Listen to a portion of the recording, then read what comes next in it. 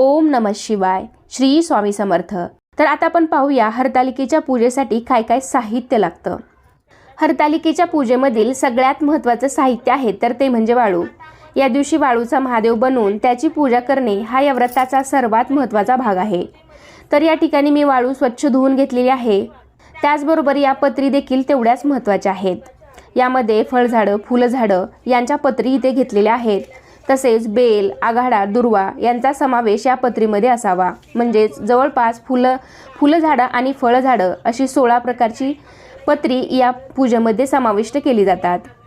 तसेच नैवेद्यासाठी कोणत्याही प्रकारची 5 फळं तुम्ही घेऊ शकता. महादेवांची पूजा आहे त्यामुळे बेलपत्र, पांढरी फुले, त्याचबरोबर विड्याची पाने, आघाडा, दुर्वा, पिवळी फुले, धोत्र्याचं फळ, धोत्र्याचे फूल इथे मी घेतलेलं आहे. त्याचबरोबर हळदी कुंकू इथे लागणार आहे. पूजा साहित्यामध्ये आपण शुद्ध पाणी, पंचामृत,